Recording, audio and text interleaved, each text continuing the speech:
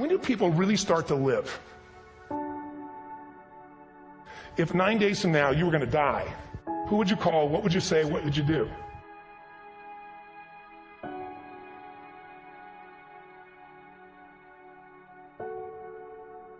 What is it that drives you in your life today, not 10 years ago, or are you running the same pattern? What's your target? What are you after? If decisions shape destiny, what determines it is 3 decisions. What are you going to focus on? Right now, you have to decide what you're going to focus on. In this second, consciously or unconsciously, the minute you decide to focus on something, you got to give it a meaning. And whatever that meaning is produces emotion. Is this the end or the beginning? An emotion then creates what we're going to do, or the action. So think about your own life, the decisions that have shaped your destiny. In the last 5 or 10 years, 15 years, haven't there been some decisions you've made that if you made a different decision, your life would be completely different? Explore your web, the web in here. The needs, the beliefs, the emotions that are controlling you. Once you know what the target that's driving you is, and then you uncover it for the truth, you don't form it, you uncover it. Then you find out what's your map, what's the belief systems that are telling you how to get those needs. Every day, give your all, love your all. Don't let anything ever stop you.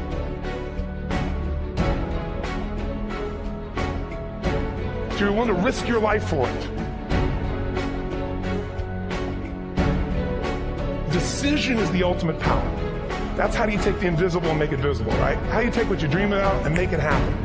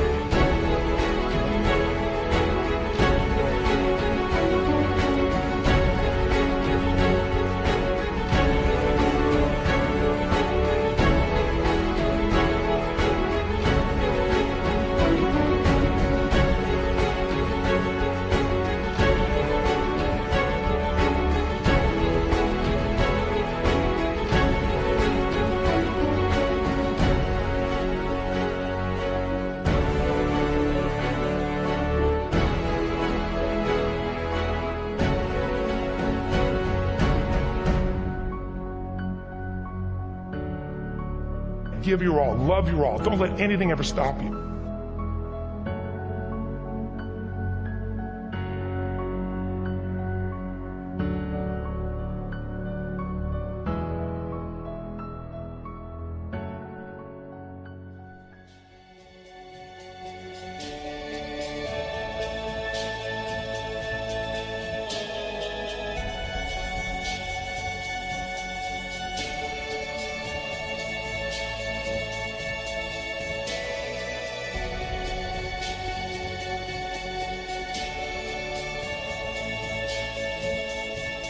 If you're going to change an area, you do 3 things. Number 1, you focus on it and you get clear and compelling vision for what you want. If your body's not where you want it to be, I tell you there's one simple reason. It's not your focus. No, I focus on it. I focus all the time on how fat I am. No. See, if you focus on crashing into the pole, trying not to, the more you try not to, what you focus on, that's where the energy goes, that's where you go. Right? We all know that. But what people tend to do is, I'm saying focusing on what you want, not what you don't want. And not only just focusing on what you want, where you focus and say, well, I'd like to be strong, I'd like to be energetic, I'd like to be fit. It's focusing and making it compelling. You can't just focus on it. You got to create a clear and compelling future in that area that will pull you towards it, so you're not trying to push yourself. If there's an area you're not improving in, think of 3 pillars, if you would. Pillar 1 is, get focused and clear. What's compelling? Where are you? Really, and don't lie, where do you want to be, and make it so compelling you can't help it. When you wake up in the morning, you want to transform this area of your life. So the quality of your life already is better just because you are so excited about what you're after. When you do that with your body or your emotions or your finances or time or any other area, and you start focusing and you're clear, you're going to have energy, you're going to have drive, you're going to start to do something. How do you make sure what you do really work? Is model someone who's already successful. All the tools I come up with, some I've obviously created, but the foundation came by standing on the shoulders of other giants. I went out and found somebody that's already got the result. Why reinvent the wheel? Success leaves clues. Find the best, figure out what they're doing, do that, alter it, find your view of it, but start with what already is working rather than starting from scratch and trial and error. So emotion is it, and if we get the right emotion, we can get ourselves to do anything. We can get through it. If you're creative enough, playful enough, fun enough, can you get through to anybody, yes or no? If you don't have the money, but you're creative or determined enough, you find the way. So this is the ultimate resource, but this is not the story that people tell us, right? The story people tell us is a bunch of different stories. They tell us we don't have the resources, but ultimately, decisions shape destiny, which is my focus here. If decisions shape destiny, what determines it is 3 decisions. What are you going to focus on? Right now, you have to decide what you're going to focus on. In this second, consciously or unconsciously, the minute you decide to focus on something, you got to give it a meaning. And whatever that meaning is produces emotion. Is this the end or the beginning? Is God punishing me or rewarding me, or is this the roll of the dice?